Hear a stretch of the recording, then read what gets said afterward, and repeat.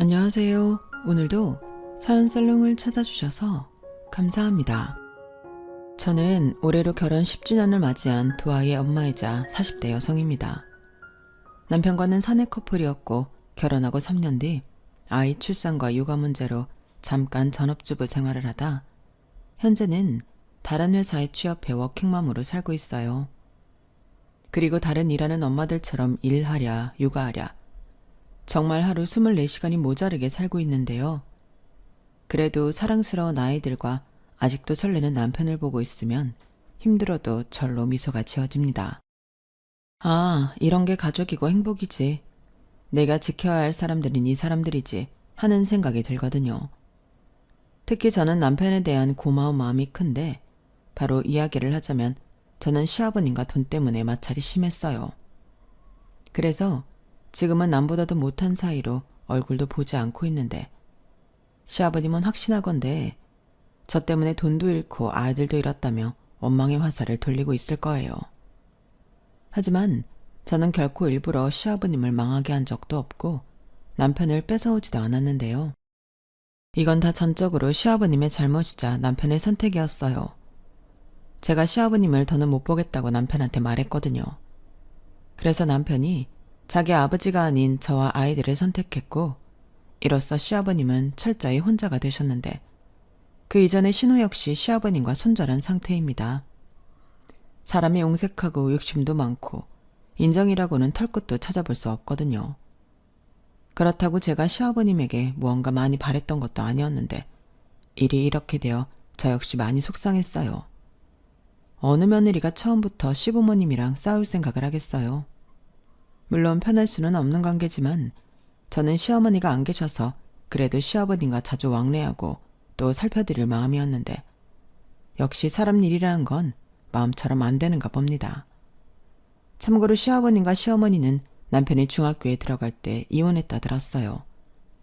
그때 시아버님은 남편을, 시어머니는 신우를 데리고 헤어지셨는데 시어머니가 3년 뒤 경제적인 사정으로 신우를 시아버님에게 돌려보내셨대요. 그리고 속 좁고 옹색한 시아버님이 그렇게 신우를 붙잡고 시어머니에 대해 꼬치꼬치 캐묻고 또 안 좋은 소리를 많이 했다는데 그 일로 신우와 사이가 좋았던 적이 단 한 번도 없었다 하더군요. 신우는 늘 집을 나가고 싶다 했다고 했어요. 솔직히 저라도 그러고 싶었을 것 같았거든요. 그래서 오빠인 남편이 그 부분을 많이 신경을 썼다고 했는데 자기도 그땐 어렸기 때문에 아버지가 무서워서 동생이 바라는 만큼 나설 수는 없었다며 그 점을 두고두고 미안해했어요. 결국 신우는 고등학교 시절 가출을 밥 먹듯이 하고 공부는커녕 빨리 돈이나 벌며 독립하고 싶다고 엇나갔는데 그래도 좋은 인연을 만나 22살의 어린 나이에 결혼을 했다고 합니다.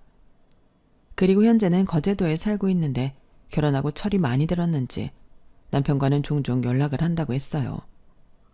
조카들 사진도 보내주고 또 신우 생일이나 조카들 생일 같은 날에는 남편도 크게 한 턱씩 쏘는데 떨어져 지낸 후 더 애틋해진 남매였어요. 그래서 결혼식에 신우가 못 온다고 했을 땐 저도 많이 서운했는데 시아버님과 안 좋은 일을 겪으면서 왜 자식도 등을 돌렸는지 이해할 수 있겠더군요. 그만큼 시아버님은 제 기준에서 감당하기 어려운 분이셨는데 세상 안 좋은 건 다 갖춘 사람 같았어요. 직업이 건설 현장에서 하는 일이다 보니 말도 거칠고 금방 버럭버럭 소리를 지르시는데 어느 누가 좋아하겠냐고요. 하지만 참으로 다행인 건 남편이 그런 아버지를 하나도 닮지 않았다는 건데요. 이건 전적으로 남편의 노력으로 가능했던 일이었어요. 나는 다른 건 모르겠지만 딱 한 가지는 목표가 있었어. 절대 우리 아버지처럼은 되지 말아야겠다고 생각했거든. 내 가족한테 함부로 하고 자기 잘못도 모르고 주변 탓만 하면서 인생 한방이라고 허황된 꿈만 꿔서 빚만 만드는데 어떻게 사는 게 잘 사는 건지는 모르겠지만 딱 우리 아버지랑 반대로 살면 될 거라는 믿음은 있었어. 아, 그랬구나. 나는 진짜 몰랐어. 나는 자기가 사람이 너무 좋으니까 좋은 환경에서 자랐을 거라고 생각했거든. 근데 진짜 의외네. 우리 자기 정말 힘들었겠다. 그래도 기특해. 너무 잘 컸잖아. 남편은 저보다 5살이나 많으면서도 제 말에 눈시울을 붉혔어요. 그만큼 어린 시절에 겪은 아픔과 상처는 어른이 되어서도 아물지가 않은 듯 했는데, 그래서 더 제가 남편을 마음으로 안아주고 싶더라고요. 아까 처음에 언급한 대로 저희는 회사에서 선후배로 처음 만났고 서로 많은 시간을 함께 일하며 자연스럽게 호감을 가졌는데, 남편은 뭐랄까 성격이 너무 좋아서 남편을 아는 회사 사람 대부분이 좋아했어요. 그중에는 여자들도 많았는데 제가 또 소유욕과 승부욕이 남다르다 보니 남편에게 고백도 먼저 했어요. 다른 여자한테 남편을 뺏기기 싫었거든요. 그렇다고 단순히 승부욕 때문에 남편과 만났던 건 아니었는데, 제가 원래 말이 잘 통하는 남자를 좋아했어요. 그리고 남편이랑 일을 하면서 자연스럽게 취향이 비슷하다는 걸 알게 되었고, 거기에 플러스 관심사까지도 잘 맞아서 어느 날은 일적인 대화보다 사적인 대화를 더 많이 할 때도 있었는데, 저는 그게 너무 즐거웠어요. 여자친구들과는 자주 수다 떨면서 시간 가는 줄 모르고 그랬는데, 사귀는 남자도 아니고 그냥 아는 회사 동료 남자랑 이렇게 대화를 하는 게 재밌다우니 너무 신기했죠. 심지어 5시간도 금방 지나갔는데 그때 문득 이런 생각이 들었어요. 이런 남자랑 결혼하면 지루하진 않겠다. 그런 생각이 들고 나니 남편을 그야말로 제 남편감으로 요리조리 보게 되었고, 거기에 승부욕이 발동해 고백을 해버린 거죠. 심지어 프로포즈도 제가 먼저 했어요. 이쯤 되면 제 성격이 어떤지 대충 감이 오실 것 같은데, 제가 성격이 많이 급한 편이거든요. 그러니 저희 고백을 받고 남편이 많이 당황했는데, 처음엔 자기 놀리냐며 15살 소년처럼 얼굴이 시뻘개지더라고요. 그리고 밤새 제 고백에 설레서 잠도 못 잤다며 다음날 다크서클이 가득한 얼굴로 출근을 했는데, 그 모습도 얼마나 순수하고 좋았는지 몰라요. 그 후 저는 제 마음이 진심이라는 걸 남편한테 어필하며 시간을 보냈고, 어쩌면 남이 봤을 때는 제가 남편을 졸졸 따라다녔다고 생각해도 과언이 아니었는데, 저는 신경 쓰지 않았어요. 어디서 오는 자신감인지 모르겠지만 저는 남편도 저랑 같은 마음일 거라고 생각했거든요. 그래서 더 자신 있게 밀어붙였는데, 나중엔 남편도 좋다 해서 정식으로 만나게 되었어요. 그렇게 바라던 연애를 시작했고, 저는 연애보다 결혼이 더 하고 싶었기에 연애를 시작한 지 1년도 되지 않아 결혼 얘기를 꺼냈는데, 그때도 남편은 많이 당황했어요. 아니, 혜선 씨는 원래 그렇게 성격이 저돌적이에요? 우리 이제 사귀기로 한... 그치? 이제 사귀기로 했는데 결혼이요? 아, 당황했어요. 아니, 나는 승현 씨가 너무 좋으니까 처음부터 연애보다는 결혼하고 싶어서 사귀자고 한 거예요. 제가 좀 이상해요? 혹시 부담스러워서 싫어요? 남편은 살면서 저같이 불도저 같은 여자는 처음 봤다며 여자가 저럴 수도 있구나 신기하다고 말했어요. 그리고 그때 남편이 성급한 저를 많이 말리며 연애랑 다르게 결혼은 섣부르게 판단하면 안 된다고 저를 어린아이 타이르듯 말했는데요. 그러면서 앞으로 1년이나 2년 정도는 서로를 관찰할 수 있는 시간을 갖는 게 좋겠다고 하더군요. 그땐 저도 제 성격대로 더는 밀어붙일 수는 없었어요. 제가 결혼하고 싶은 남자가 저렇게 말을 하는데 싫다고 고집을 부릴 수는 없겠더라고요. 괜히 싫다고 했다가 남편이 도망가면 안 되잖아요. 너 같은 여자는 너무 무섭다고 결혼은커녕 헤어지자고 하면 안 되니까 그땐 울며 겨자 먹기로 그러기로 했어요. 하지만 마음 한켠에서는 2년 말도 안 되고 1년도 다 채울 생각이 없었는데, 사람 마음은 언제든지 바뀔 수 있는 거니까 거기에 희망을 걸었죠. 남편도 제가 너무 좋으면 저처럼 당장 결혼이 하고 싶을 거라고 단순하게 생각했거든요. 그런데 막상 결혼을 전제로 남편과 연애를 하는 그 시간이 너무 즐거웠는데, 성격 급한 저도 지루할 틈 없이 2년이 훌쩍 지나가 버렸어요. 그래서 무려 2년 8개월을 연애하고 본격적인 결혼 준비를 하기 시작했는데, 그때 냅둔 남편이 자기가 먼저 프로포즈를 했어야 했는데 미안하다고 사과를 하더군요. 솔직히 누가 먼저 하든 저는 상관없다고 생각하는데, 자기가 본의 아니게 튕긴 것 같다며 제가 자존심이라도 상하지 않았을까 걱정을 많이 했다고 했어요. 이렇듯 어찌 보면 여자인 저보다 남편이 더 감정적으로 섬세하고 또 배려심이 많은 사람이었는데, 그래서 남편이 더 좋았던 저였어요. 그러면서 동시에 이 남자를 놓치면 안 된다는 생각도 많이 했는데 그렇게 본격적으로 양가 허락을 받기 위해 그 일을 이야기하는 중 남편은 할 말이 있다며 이렇게 말했어요. 저기 내가 전에 한 번 정도는 얘기를 했던 것 같은데 우리 아버지가 여유가 많이 없어. 그래서 우리 결혼한다고 해도 도와줄 수는 없을 것 같은데 실은 우리 아버지가 사업하다 망하고 투자했다 사기당하고 빚이 좀 있었거든. 그래서 나도 그거 대신 갚아주느라 모은 돈도 별로 없어. 나도 자기랑 결혼하고 싶은데 이런 나라도 괜찮아? 나는 솔직히 연애를 더 해도 좋아. 한 2년 정도 자기가 기다려줄 수 있으면 그때는 진짜 독한 마음으로 돈 모아볼게. 어때? 뭐? 나더러 2년을 더 기다리라고? 싫어. 돈이 없으면 없는 대로 하면 되지.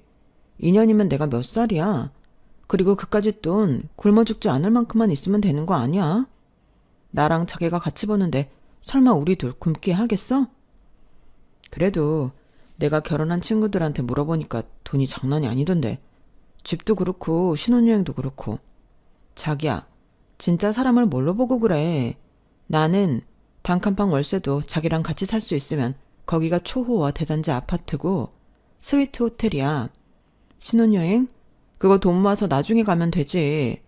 나는 그냥 우리가 결혼했다는 가락지 하나만 있어도 상관없어. 뭐? 가락지? 자기 조선시대 여자냐? 그만큼 다른 건 다 필요 없단 소리야. 나는 자기가 명품이고 자기가 제일 소중해. 그니까 그까지 돈 때문에 자꾸 이러지 마. 내가 결혼하면 자기 평생 행복하게 해줄게. 정말 못 말려. 그런 말은 원래 남자가 하는 거거든. 좌우간. 성격도 급하고 저런 여자를 어떻게 데리고 살지? 나 몰래 사고치고 그러면 안 된다. 당연하지. 하나부터 10까지 자기랑 다 상의할 거야. 그니까 우리 그냥 결혼하자. 저는 남편한테 그딴 건 아무 상관없다며 결혼하자고 했어요. 본의 아니게 두 번째 프로포즈도 제가 한 꼴이 되었는데 저는 그것도 상관없었어요. 사랑하는 사람과 하는데 돈이 적으면 어떤가요? 그리고 제 말에 마음이 놓였는지 남편이 활짝 웃었는데 그 웃는 모습이 예쁘기도 하고 또 짠해서 그날 저녁 바로 저희 부모님에게 말했어요. 아니, 통보했다는 표현이 더 어울리겠네요. 엄마, 아빠, 나 할 말 있는데 내가 전부터 만나는 남자 있다고 했잖아. 결혼하고 싶다고. 그래, 그래서 그 남자가 결혼하자고 하든? 당연하지. 근데 말이야, 저쪽 집 지원 기대할 수 없을 것 같아. 뭐라고? 그 남자가 그렇게 말했어? 우리 집은 돈 안 보태줄 거니까 너더러 다 해오래? 엄마는 우리 승현 씨 그런 막대 먹은 사람 아니거든? 우리 승현 씨 좋아하네. 너는 뭐가 아쉬워서 그런 결혼을 하려고 하는 거야? 엄마는 처음부터 마음에 안 들어. 너 좋다는 남자를 만나도 모자란데 왜 그렇게 벨도 없이 그 남자한테 목을 매는 거야? 너는 자존심도 없어? 여보, 그만해. 우리 딸이 그만큼 좋아하니까 그렇지. 좋아해도 그렇지. 무슨 이렇게 개떡 같은 통보를 하냐고. 그래서 저쪽은 한 푼도 못 주니까 뭐 어쩌라고? 그냥 우리는 우리가 알아서 한다고. 나는 엄마가 그렇게 얘기해도 승현 씨랑 결혼하고 싶어. 번듯한 신혼집 없어도 상관없고 남들처럼 다 갖춰서 시작하지 못한다 해도 사랑하는 사람이랑 같이 할 수 있으면 그게 더 행복하다고 생각해. 아쭈? 여보, 혜선아, 물론 결혼은 사랑하는 사람이랑 하는 게 맞지. 근데 또 결혼이 현실이라 너 그러다 시집가서 고생할 수도 있어. 그때 네가 그랬잖아. 그 남자 어머니가 안 계시다고. 재작년에 돌아가셨어. 뭐 이미 오래전에 이혼하셔서 승현 씨도 어머니 얼굴을 많이 못 봤는데 근데 그게 뭐가 문제가 돼? 자옥 오빠 아무것도 모르면서 너 홀시어머니도 문제지만 홀시아버지는 더 문제야. 그 양반 뒤치다거리가 결국 네 일이 되는 건데 너는 거기까지 생각 안 했지? 돈이나 많은 양반이면 그것도 그대로 넘기로 했더니 뭐? 지원을 못 해줘? 그만큼 어려운 집에 시집을 간다고 네가? 엄마 자꾸 그런 식으로 말할 거야? 내가 좋다고 하잖아. 시아버님이랑도 사이좋게 잘 지내면 되지. 혹시 알아? 나를 엄청 예뻐해 주셔서 더 편하게 살지. 웃기는 소리 하네. 예뻐하는 것도 돈이 있어야 예뻐하는 거야. 마음으로 예뻐하는 건 하나도 소용없어. 엄마는 진짜 네가 이 결혼은 안 했으면 좋겠다. 네가 아직 철이 없어서 현실을 모르는 건데 사는 게 그렇게 호락호락하지가 않아. 나도 알아. 힘들 수 있고 고생할 수 있지. 엄마가 생각한 대로 내가 뭘 몰라서 그런 걸 수도 있어. 근데 중요한 건 내가 사랑하는 사람은 그 사람 하나라는 거야. 내가 그 사람만 바라보고 산 시간이 몇 년인 줄 알아? 그 사람은 나한테 어떻게든 피해 안 주려고 해. 엄마도 우리 승현 씨 보면 지금 나한테 이렇게 말한 거 미안할걸? 그래, 우리 딸이 이렇게 좋다고 하는데 우리 얼굴이라도 보고 결정하자. 혹시 알아? 우리 딸보다 그 남자가 더 좋을 수도 있어. 무슨 개코 같은 소리라는 거야. 내 눈에는 고생길로 가는 게 훤히 보이는데. 그게 고생길이라도 지가 가고 싶다고 하잖아. 누가 떠밀었나? 지가 지발로 간다는데. 고혜선, 너 아빠 말 똑똑히 들어. 이건 전적으로 네가 결정했다. 나중에 후회하니 어쩐다니 그런 말 하지 마. 알았어. 대신 나 한 가지 더 부탁이 있어. 승현 씨 내가 집에 데리고 올 건데 그 사람한테 눈치 주거나 상처 주기만 해. 특히 엄마 조심해. 아주 가지가지한다. 네가 이러는데 내가 그놈이 예뻐 보이겠니? 데리고 엄마 와봐. 내가 아주 깐깐하게 볼 거니까. 그때 저희 엄마는 거의 제 결혼을 허락해줄 생각이 없어 보였어요. 그래서 어떡하든 작은 꼬투리라도 잡아 결혼을 반대할 생각이 훤히 보였는데 기가 막히게도 제가 남편을 데리고 집에 온 날 저희 엄마 마음이 180도 달라졌어요. 그렇다고 그때 남편이 평소와 다르게 행동한 게 없었는데 그냥 저희 엄마도 남편의 인품에 반하고 말았던 거죠.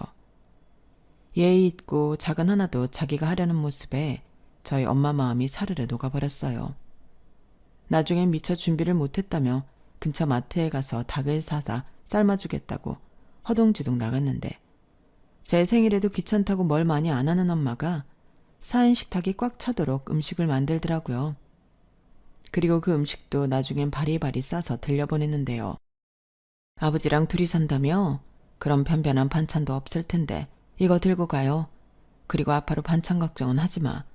내가 손이 커서 충분히 나눠줄 수 있거든. 엄마가 무슨 손이 커. 맨날 귀찮다고 반찬 가게 가잖아. 너 조용히 해. 내가 하면 또 끝장나게 해.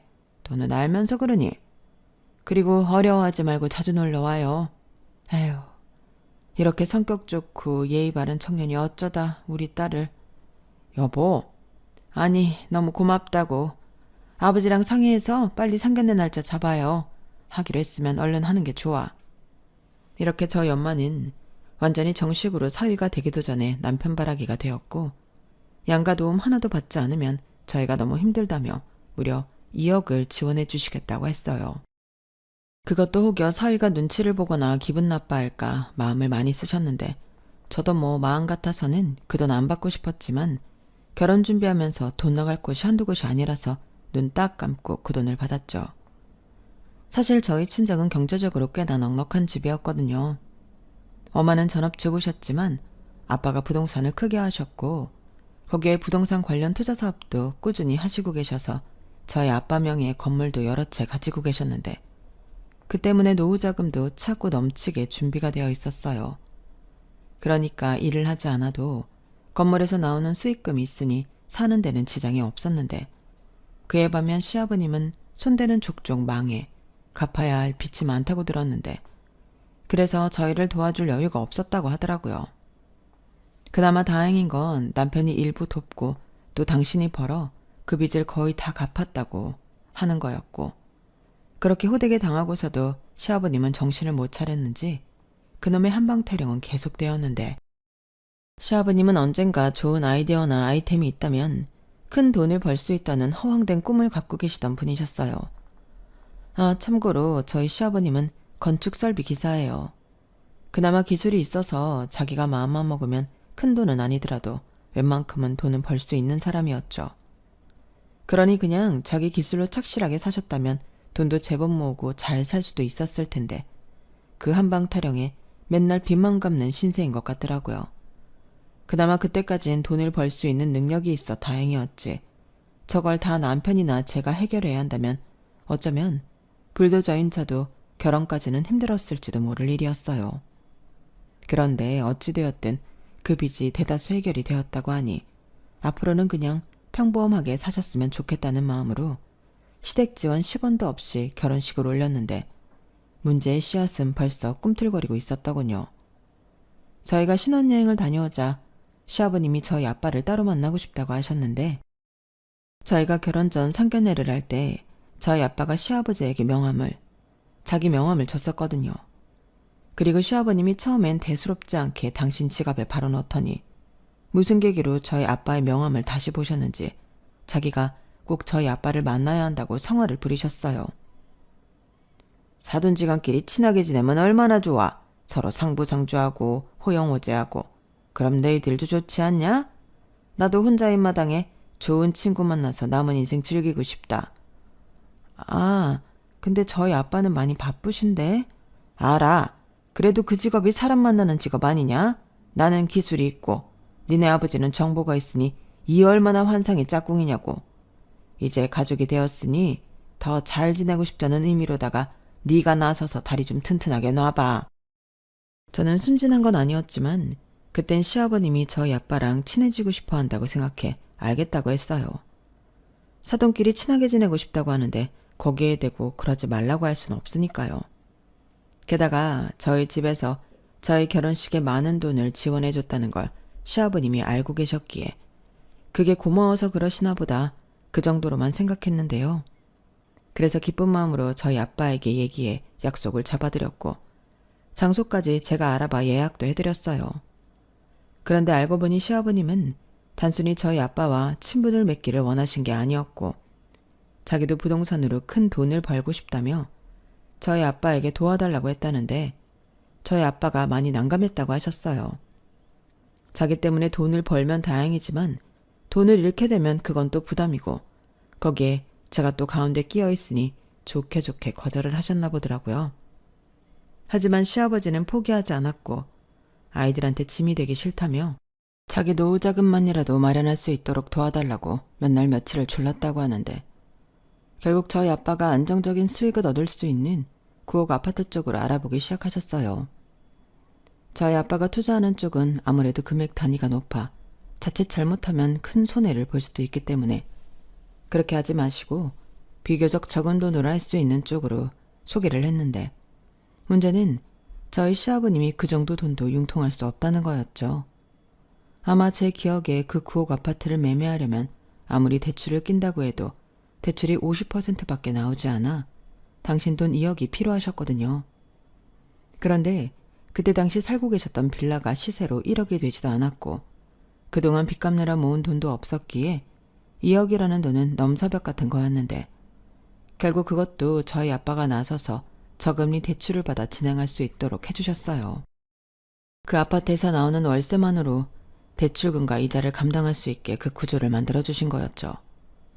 게다가 세입자를 끼고 계약을 했기에 세입자가 낸 보증금만큼도 까고 매매를 진행하면서 부담을 줄일 수 있었는데 그러니까 아버님 돈은 거의 들어가지 않고 대출을 끼고 매달 나오는 월세로 그걸 다 감당할 수 있도록 저희 아빠가 나서서 해주신 거예요. 그렇게 아파트 가격이 오르면 그 이후에 발생하는 돈은 시아버님의 수익이 되었는데 실제로 시아버님이 매매한 그 9억 아파트는 허름한 것과 달리 좋은 호재 소식에 나날이 집값이 올랐는데 1년 뒤엔 시아버님이 구매한 가격에 1억이 더 올랐어요. 그러니 그 소식에 시아버님이 기분이 좋아서 난리도 아니었는데 문제의 시작은 그 세입자가 나가겠다고 하면서 또 다른 세입자를 구해야 되면서 생겨났어요. 집이 워낙에 낡아서인지 새 세입자를 구하기가 쉽지 않았거든요. 거기에 시아버님이 보증금을 많이 올려놓은 것도 문제긴 했는데 그러니 나중엔 세입자는 나가겠다고 하고 보증금도 빼줘야 하는 상황에 다음 세입자도 구하지 못하면 월세가 들어오지 않아 대출금도 갚지 못하는 지경에 이르게 되었는데 시아버님이 저희 부부에게 SOS를 치더군요. 니들도 새들어 살고 있는데 차라리 내 아파트에서 살면 어쩌겠니? 시아버지 집이다 생각하고 니들도 이사 걱정할 것도 없이 마음 놓고 살 수 있잖아. 네? 그래도 저희 아직 계약 기간이 남았는데.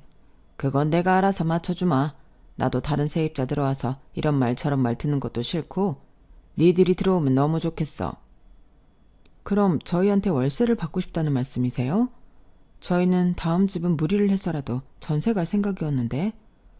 그래? 그럼 전세를 해줄게. 보증금 2억이면 어떻겠니? 네? 그래도 돼요? 아버님 대출금 때문에 월세가 필요한 게 아니셨어요? 내가 생각을 해봤는데 대출이라는 게 좀 그래. 니들이 2억 정도 해주면 그냥 털어버리려고. 마침 내가 그때 받은 대출이 2억이 좀 넘는데 나머지는 내가 부담하면 된다. 그 전에 갚던 대출도 다 끝나서 그 정도는 여유가 있어. 그럼 너희도 좋고 나도 좋고 됐지? 저는 시아버님의 제안이 나쁘게 생각되지 않았어요. 2억 보증금의 9억이긴 하지만 아파트 전세니 생활권도 그렇고 나쁘지 않다고 결정했죠. 그래서 저희 살고 있던 집 보증금 1억과 1억 대출을 받아 5개월 뒤 시아버님 명의의 아파트로 이사를 갔는데 저희 아빠가 좋은 결정이라고 해서 더 안심이었어요. 그 아파트가 시간이 좀 걸리긴 해도 재건축 얘기가 나오는 곳이야. 집값은 계속 오를 거고. 네 시아버지도 무리가 좀 되지만 대출금을 다 갚고 나면 나머지는 온전히 수익이 될 테니 나쁜 결정은 아니지. 게다가 니들도 이사 걱정 없고 그 돈으로 거기 전세는 나중엔 어림도 없거든. 설마 시아버지신데 니들한테 전세금 더 달라고 하진 않을 테니 이래저래 잘 생각했다. 대신 아빠가 거기 도배랑 문제 있는 곳 있나 점검해서 아는 사람한테 싹 리모델링 해달라고 할게. 정말? 그럼 나야 너무 고맙지. 이래저래 아빠한테 고마운 점이 많아. 그이도 마찬가지고. 사실 아버님이 아빠한테 그런 부탁했다는 거 알고 그이가 걱정을 많이 했어. 알지. 우리 사위 성품에 그럴 거라고 아빠도 생각했어. 그래서 아빠도 신경을 많이 썼고. 또 네 시아버지가 운이 아예 없진 않더라. 아빠도 살짝 불안하긴 했는데 거의 재건축이 확정되는 분위기야. 그래서 네 시아버지도 바라는 대로 노후자금 마련하고 니들도 그 덕 보면 서로 좋지. 고마워. 다 아빠 덕이야. 저는 진심으로 저희 아빠한테 감사했어요. 그리고 그 감사함은 저뿐만이 아닌 남편과 시아버님도 마찬가지라고 생각했는데 사람의 욕심이란 게 끝도 없더군요. 시아버님은 돈이 생기는 족족 저희 아빠한테 또 다른 투자 건물을 알려달라고 했어요. 대출을 받아서 무리를 해도 수익이 많이 나면 결국엔 그게 다 자신의 몫이란 걸 알았기에 더 거침이 없으셨죠. 그러다 잘 안 되는 일도 있었는데 그때는 저희 아빠 탓하며 저한테도 엄청 눈치를 주는 거예요. 내가 이번에 니네 아빠 말 듣고 투자 들어갔다가 손해를 많이 봤어. 네 아버지도 다 아는 게 아니더라고. 에휴, 그 돈이면 내가 다른 데 넣어서 수익을 볼 수도 있었는데 괜히 네 아버지 말 들어서 손해를 봤다 이 말이야. 이런 말을 하며 제 심기를 건드렸는데 그러면 중간에서 남편이 조율을 나섰어요. 왜 그걸 장인어른 탓을 하냐. 아버지가 투자하겠다고 했으니 일어난 일인데 괜한 말 하지 말라 등등. 제가 하고 싶은 말을 대신해 줬는데 결국 남편 때문에 저는 입도 뻥긋하지 않고 그런 일들을 넘길 수 있었어요. 그러다 자신감이 붙은 시아버님이 자기 혼자 몇 군데 투자를 한 것 같았고 그것들이 몽땅 실패로 돌아가면서 시아버님은 다시 빚더미에 오르게 되었어요. 그리고 그 사실을 저도 남편도 알지 못했는데 똥줄이 타기 시작한 시아버님이 저에게 전화를 걸어 그러시더군요. 니들 사는 그 아파트가 시세가 많이 올랐어. 너 혹시 알고 있었니? 한 4억 가까이 오른 것 같은데. 아, 정말요? 저는 몰랐어요. 아버님 좋으시겠네요. 좋긴 뭐가 좋아. 니들이 전세 보증금을 더 올려줄 것도 아닌데. 그렇다고 니들이 나한테 월세를 내는 것도 아니잖아. 네? 아버님, 그게 무슨... 상식선에서 아무리 내가 시아버지고 네가 며느리라도 거래는 거래다 이 소리지. 내가 많이는 안 불러. 2억 보증금 올려다오. 네? 2억을요? 아버님 그런 게 어딨어요. 그 돈이면 집을 사죠. 얘가 뭘 몰라도 이렇게 몰라요. 서울에서 4억으로 어떻게 아파트를 사냐. 전세도 5억이 넘는다. 그렇다고 어디 경기도 외곽으로 나갈 거야? 이러는 법이 어딨어요. 여기 들어와 살라고 했던 건 아버님이시잖아요. 그리고 저희 아직 2년도 안 됐는데 그런 말을 하시면 우리가 계약서를 정식으로 쓴 것도 아니잖아. 집주인 마음이지. 싫으면 나가. 지금 그 아파트 전세 보증금 시세가 얼만지 아니? 게다가 거긴 리모델링도 했잖아. 그럼 내가 1억은 시세보다 더 부를 수 있대. 나도 니들이 나간다고 하면 땡큐다. 이 말이야. 내가 지금 니들 때문에 손해를 보고 있어. 무슨 말도 안 되는데. 리모델링도 아버님이 하신 거 아니잖아요. 저희 아빠가 저희 오래 살 것 같으니까 해주신 건데 아버님이 그걸 이용해서 돈 더 벌 수 있다고 저희 내쫓는 거예요? 내가 언제 나가래? 나가기 싫으면 보증금 2억을 더 내. 그것도 싫으면 그래 월 200씩 월세를 내라. 아버님 진짜 너무하세요. 저희 이 집 들어오려고 대출 받았어요. 그럼 아버님한테 200 드리고 대출금 갚고 저희는 무슨 돈으로 살아요? 그건 그야 니들 문제지. 내가 그것까지 생각해야 하니? 근데 니들은 둘이 벌고 나는 혼자잖아. 결국 내가 잘 살아야 너희한테도 좋은 거다. 잘 생각해보고 내일이나 모레엔 어떻게 할 건지 알려주거라. 저는 시아버님의 통보에 화가 머리끝까지 났어요. 잘 살고 있던 저희에게 전세로 들어오라고 꼬신 건 시아버님이셨는데 저렇게 딴소리를 하니 너무 열이 받더라고요. 그렇다고 시아버님의 요구사항을 들어주고 싶은 마음도 없었는데 남편도 이러는 법이 어딨냐며 자기 아버지랑 큰 소리를 내며 다퉜어요.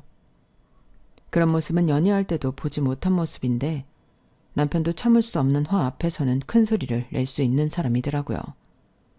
그나마 그때까지는 아이가 없어 다행이었는데 저는 더럽고 치사해서 더는 그 집에 있고 싶은 마음이 사라졌어요. 그래서 친정아빠에게 전화해 SOS를 쳤고 보증금 2억으로 갈 수 있는 전세를 찾아달라고 했는데요. 저희 아빠도 제 말에 어이가 없다며 끓어오르는 화를 꾹꾹 참으셨어요. 저희 엄마도 리모델링 환가까지 해서 받으라며 화가 많이 나셨는데 사위 생각해 참으려고 하셨고 저희 아빠가 알겠다며 기다려보려고 하셨는데요. 일단 시아버님에겐 이사 나갈 테니 보증금을 돌려달라고 말을 해놓으라 하셨어요. 그래서 그런 어이없는 통보를 받고 이틀 뒤 나가겠다고 2억을 돌려달라고 했는데요. 시아버님은 제가 그럴 줄은 몰랐는 눈치였어요. 정말로 나가게? 아니, 갈 곳은 있고.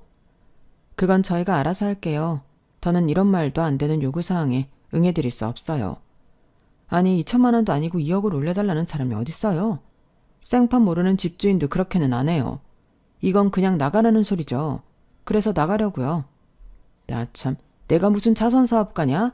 다른 집들 다 돈 벌고 있는데 나만 손해볼 순 없잖아. 그리고 남도 아니고 가족인데 그 돈이 아깝니? 네, 아까워요.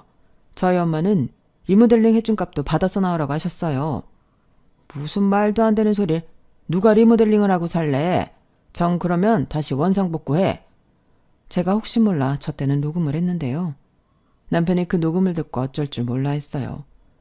그리고 그땐 저도 제정신이 아니라서 이런 시아버지를 더는 보고 살 수 없다고 했는데 강요는 하지 않을 테니 앞으로 시댁 관할하는 일은 저랑 연관짓지 말아달라고 했네요. 그땐 차마 부자지간의 연을 끊으라는 그런 말은 할 수 없었어요. 제가 뭐라고 핏줄을 끊나 그런 생각을 했었죠. 그리고 보름 정도 지났을 때 저희 아빠가 연락을 주셨는데요. 아는 사람이 경매로 받은 30평대 9억 아파트가 있는데 거기를 그냥 사는 게 어떻겠냐고 하셨어요.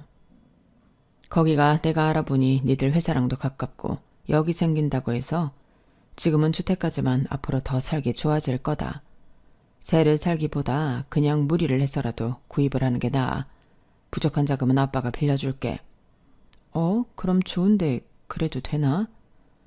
다른 집주인도 네 시아버지랑 다르다고 부정할 수 없어.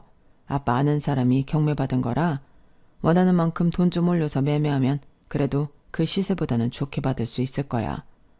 아빠랑 한두 번 같이 일한 것도 아니고 지금 하고 있는 것도 같이 하고 있거든. 그냥 이참에 집 사고 니들도 더 늦기 전에 아이 계획 세워라. 아빠가 볼 땐 애 키우기 좋은 동네야. 근처에 어린이집들도 많고 초등학교에 중학교까지 있더라. 그냥 나쁘게 생각하지 말고 집을 살 기회라고 생각해. 괜히 네 남편 바가지 긁지 말고. 바가지 안 긁어. 내가 우리 그이 많이 좋아하는 거 알면서. 지금도 그렇게 좋냐? 시아버지가 속을 썩여도? 그야 그건 시아버지가 그런 거고 내 남편하고는 별개지. 아무튼 그이랑 상의해서 전화할게. 근데 나도 아빠 생각이 맞는 것 같아. 이번에 진짜 많이 서러웠다니까? 이게 바로 집 없는 서러움인가? 저는 어쩌면 무모하다고 생각할 수도 있지만 그렇게 별다른 고민 없이 아빠가 말한 그 집을 사고 싶었어요.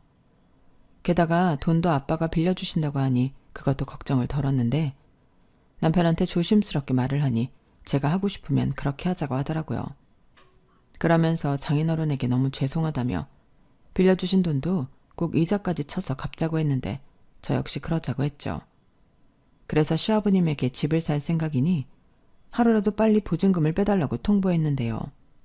시아버님이 저희가 집을 산다는 소리에 깜짝 놀라셨어요. 집을 산다고? 어디에? 니들 정말 어디 시골 구석으로 가냐? 아니요. 오히려 저희 회사 근처로 가요. 마침 저희 아빠가 좋은 집을 구해주셨거든요. 지금 사는 집보다도 넓고 환경도 좋아요. 그래? 아니 뭐 니들이 정 그렇다고 하면 알겠다. 그럼 새 세입자 들어오면 그때 주마. 원래 새 세입자가 들어와야 그 돈 받아서 보증금을 빼주는 거잖아. 내가 무슨 돈이 있니? 아, 그러시죠, 하기사. 아버님이 무슨 돈이 있겠어요. 제가 미처 그 생각은 못했네요. 알겠어요. 그럼 되시는 대로 주세요. 저는 일부러 시아버님 심기를 건드리려 말을 좀 얄밉게 했어요. 그러자 저를 노려보시며 잔소리를 하고 싶어 입을 달싹이던 시아버님이셨는데 자기도 자기가 저한테 한 짓이 있으니 아무 말 안 하시더라고요. 그런데 저희 아빠가 보증금 받으면 당신한테 주라고 하고 이사부터 가라고 했는데 저희가 살던 집 리모델링해 놓은 것이 너무 아까워 그걸 좀 손을 봐야 할 것 같다고 하셨어요. 그래서 저는 더 살고 싶은 마음도 없었고 알겠다고 하고 남편과 이사를 갔는데 저희 아빠가 사람들을 시켜 그야말로 정말 원상복구를 하셨어요. 누가 보면 저게 무슨 돈지랄이냐 그러실 수 있는데 저희 아빠는 돈보다 시아버님의 행태가 괘씸해 그렇게 하신 거죠. 그리고 때마침 시아버님이 소문을 듣고 저희 아빠가 투자하는 사업에 참여하고 싶다고 연락을 하셨다고 했는데요. 그걸 받아줄 저희 아빠가 아니셨어요. 참고로 저는 엄마 성격을 닮았는데 저희 아빠가 뒤끝이 좀 길거든요. 그리고 손해를 보더라도 복수는 꼭 성공해야 성미가 풀리셨는데 그 어떤 정보도 줄 수 없다고 선을 딱 그었다고 하셨어요. 아니 사돈, 우리끼리 이러면 안 되죠. 우린 가족인데. 아, 그래서 애들 그렇게 내쫓으셨습니까? 가족인데? 제가 언제 내쫓았습니까? 사실 서운하기로 따지면 저도 그래요. 거기에 사돈께서 개입을 하셔서 저만 이상한 사람 되고 며느리랑 서먹하잖아요. 아니 저도 여유가 있으면 그랬겠습니까? 그냥저냥 이해하고 넘어갈 수 있는 일인데. 뭐라고요? 그런 일을 어떻게 넘어갑니까? 살려달라는 사람 살려줬더니 보따리 내놓으라는 꼴이죠.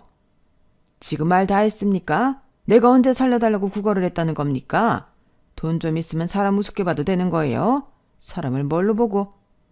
제가 언제 구걸이라고 했습니까?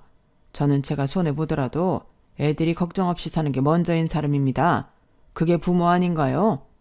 저는 가치관이 다른 사람과는 일같이 안 하니 앞으로 이런 일로 연락이나 보자는 말씀은 안 하셨으면 좋겠습니다. 애들은 제가 알아서 살 길 열어줄 테니 애들 건드리지 마세요. 나중에 부양하라고 하시지 마시고요. 뭐라고요? 이 사람이 정말? 당신 이러는 거 선 넘는 거야. 알아? 당신? 지금 끝까지 볶아보자는 거야. 이렇듯 두 분이 목소리 높여 싸우셨다고 했는데 저런 일까지 있었으니 저는 더더욱 시아버님을 보고 싶지 않았어요. 그리고 남편은 저희 부모님에게 고개 숙여 죄송하다고 여러 번 사죄했는데 진짜 너무 속상하더라고요. 다행히 저희 엄마가 자네가 사과할 일 아니야. 그리고 이런 일 진짜 많아. 그러니 신경 쓰지 말고 이제라도 걱정 말고 편히 살아. 우리는 자네랑 우리 딸 행복하게 잘 살면 그게 제일 큰 복이네. 안 그래요 여보? 라고 말을 하셨는데 저희 아빠가 맞다며 제 남편 등을 팡팡 치셨어요. 그러면서 자네가 정 마음이 그렇다면 나랑 종종 목욕도 가고 산에도 가고 놀아줘. 다른 사람들은 사위랑 골프도 치고 뭐 낚시도 가고 그런다는데 나는 그런 건 별로고 자네랑 산이나 가고 목욕이나 하면 딱 좋겠어. 라고 하셨는데 저희 남편이 좋다고 언제든지 말씀만 하시라 했어요. 그렇게 가끔 주말엔 저랑 남편은 친정을 다녀오기도 하고 이젠 이사 걱정 없이 살 수 있으니 다른 때보다도 더 안정감 있게 생활을 이어갔는데 마음이 편해서인지 제가 임신을 했어요. 그 사이 시아버님은 집이 원상복구된 사실을 알고 노발대발 자기 집을 훼손했으니 손해배상 청구를 하겠다며 난리를 치셨어요. 아니 언제는 리모델링 해달라고 했냐며 원상복구하라고 한 사람이 누군데 저희가 정말로 그렇게 할 줄은 몰랐나 봐요. 그리고 저희 아빠가 억울하면 고소하라고 맞받아치셨는데 어느 세입자가 그런 분쟁이 있는 집을 들어오고 싶어 할까요? 우선 그런 문제를 떠나 집 상태가 엉망이었기 때문에 이사를 오겠다는 사람들도 집을 보곤 마음을 바꾸는 듯 보이더라고요. 거기에 저는 받을 돈은 받아야 하기에 아빠가 소개해준 변호사를 통해 보증금 반환 신청을 넣었는데요. 그게 저희 쪽에서 2억을 입금한 날로부터 2년이 된 후의 일이었어요. 일부러 그 시간을 기다린 거죠. 그러자 정말 궁지에 몰린 시아버님은 잘못했다며 자기 사정을 봐달라고 빌기 시작했는데 자기가 따로 투자한 투자들이 다 어그러지면서 그 아파트 담보로 대출까지 끌어다 쓰셨더라고요. 그러니 더더욱 거래가 되지 않았고 나중엔 그 아파트까지 넘어가게 되었는데 너무 헐값에 넘어간다며 자기를 도와달라고 애걸복걸하셨어요. 하지만 저는 도와드릴 능력도 생각도 없었죠. 저는 이미 친정아빠한테 큰 빚을 지고 이사를 했는데 제가 무슨 돈이 있다고 시아버님을 도와드리겠어요? 그러자 이번에도 또 저희 아빠를 찾아가 빌고 또 빌며 도와달라고 한 모양인데 아까도 말씀드렸지만 저희 아빠는 뒤끝이 아주 긴 사람이에요. 한번 아니다 싶으면 그 사람이 설령 가족이라도 안 보는 스타일이셨죠. 그러니 사돈 나부랭이 정도는 아주 손쉽게 거절할 수 있는 분이셨는데 그렇게 팽당한 시아버님은 그리 오랜 시간이 걸리지 않아 아파트면 아파트, 살고 있던 빌라까지 모두 다 날리고 알거지가 되셨어요. 그래서 모텔 장기 투숙을 하며 또 이래서 빚만 갚는 신세가 되셨는데 제가 어림도 없으니 남편한테 도와달라고 연락을 하는 모양이더라고요. 하지만 그것도 소용이 없었어요. 모든 경제권은 제가 가지고 있었고 따라서 남편이 저 몰래 대출을 받지 않는 한 융통해 줄 수 있는 돈이 없었는데 결국엔 원망의 소리만 잔뜩 하시고 나가 떨어지셨어요. 그렇게 생사도 모르고 지낸 세월이 5년이 넘었죠. 저는 그 사이 두 아이 엄마가 되었고 친정엄마 도움을 받긴 하지만 회사 다니며 아이들을 키우기가 힘들어 퇴사를 했는데 저도 아빠 딸이니만큼 제가 못 벌어도 수익이 나을 수 있는 준비는 해놓은 상태였어요. 그렇다고 아주 큰 돈이 들어오는 건 아니었지만 남들 적금 부을 때 저는 월세를 받을 수 있는 꼬마 건물에 투자를 했죠. 그 덕에 외벌이를 하는 동안에도 큰 어려움 없이 두 아이를 키울 수 있었는데 그러다 병원에서 한 통의 연락을 받게 되었어요. 시아버님이 일을 하시다 다치신 모양이더라고요. 아무래도 빚 때문에 쉬지 못하시고 무리해서 그런 사고가 있었던 것 같은데 저는 모른 척 하고 싶었어요. 매몰차다고 생각하시겠지만 그런 일로 또다시 엮이고 싶지 않았거든요. 그리고 남편한테는 선택하라고 했죠. 효자로 살든 제 남편, 저희 아이의 아빠로 살든 그 선택을 존중해 주겠다고 했는데 남편은 고민할 것도 없다며 시아버님을 외면했어요. 그러자 그게 꽤나 충격이셨는지 하루는 술에 잔뜩 취해서 남편에게 네가 어떻게 너를 낳아준 나한테 그럴 수 있냐? 이게 다 그 망할 년이 시킨 거지? 너 그렇게 여자 치마폭에 쌓여 살면 늙어서도 굽실거리고 살아야 해. 남자가 말이야. 여자한테 큰 소리도 못 치고 살면 그게 어디 사내 새끼야? 그러지 말고 너 그냥 버리고 나랑 다시 같이 살자. 지금 네가 나 안 도와주면 나는 죽어. 이런 술 주정을 한 것 같았는데 그날 이후 남편은 자기 아버지 번호도 차단해버리고 더 단호한 사람이 되었어요. 아무리 자기를 낳아준 아버지라도 처자식을 버리고 자기랑 살자는 소리는 말도 안 되는 소리라고 화를 삭히더라고요. 그리고 결심했다며 자기는 이제 고아라고 생각하고 저랑 저희 아이들만 생각하며 살겠다고 했는데 저는 그러자고 했어요. 대신 이제는 누구 눈치도 볼 것 없이 거제도에 있는 신우를 챙기며 살자고 했는데 얼마 전부터 저희는 서로 왕래도 자주 하며 가깝게 지냅니다. 제가 먼저 연락을 했거든요. 그리고 이젠 여기가 아가씨 친정이에요. 사실 진작 이렇게 하고 싶었는데 아가씨 마음이 편하지 않을 것 같아서 말을 못했거든요. 그런데 이젠 싫은 사람하고도 안 보기로 했으니까 누구 눈치도 보지 말고 편하게 서로 왔다 갔다 해요. 알겠죠? 이렇게 말을 했더니 정말 신우가 그 먼 곳에서도 자주 올라왔어요.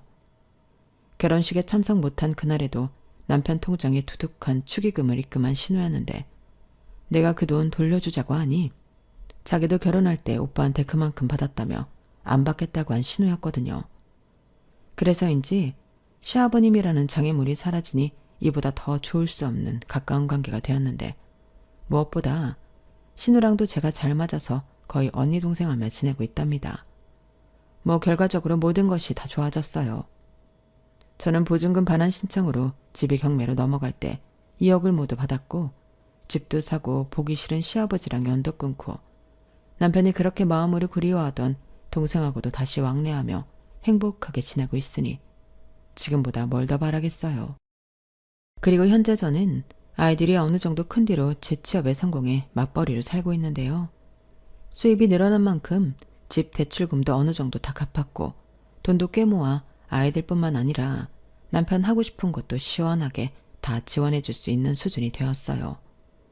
돈이 돈을 번다고 그 말이 맞긴 하더라고요. 처음 돈을 모으기가 힘들지 그 돈이 모이니 이자도 생기고 투자 후 수익도 생기며 생활이 한층 나아졌는데 제가 그래도 저희 부모님에게 좋은 것을 많이 물려받아 가능한 일이라 생각합니다. 그래서 앞으로는 저희 부모님에게 더 잘하며 지금의 행복을 지키는 것이 제 삶의 이유이자 목표가 되었는데요. 솔직히 친정아빠도는 앞으로 더 갚아야 하거든요. 그렇다고 떼먹을 생각을 하는 건 아닌데 이건 평생 두둑한 이자까지 합쳐 갚아야 할 돈이라고 생각하며 지금보다 더 잘해드릴 생각입니다. 거기에 더불어 내가 지켜야 할 식구들 잘 챙기며 남편과 시누이가 어릴 때 못 누린 따뜻하고 화목한 가정의 울타리를 만들어주고 싶은 마음인데요. 우리 가족이 앞으로도 계속 지금처럼 서로를 사랑하며 지낼 수 있도록 많은 응원과 조언 부탁드립니다. 감사하게도 시아버님의 연락은 그 어느 곳에서도 오지 않고 있어요. 무소식이 희소식이라고 앞으로 계속 이렇게 서로 모르고 살았으면 좋겠습니다. 이상 제 사연은 여기까지예요. 지금까지 제 사연 들어주셔서 대단히 감사드리고요. 오늘 하루도 기분 좋은 날 되시길 바랄게요. 고맙습니다. 여러분, 사연 댓글에 응원과 현명한 조언 부탁드려요. 좋아요와 구독은 저에게 큰 힘이 됩니다. 오늘도 좋은 일 가득하세요.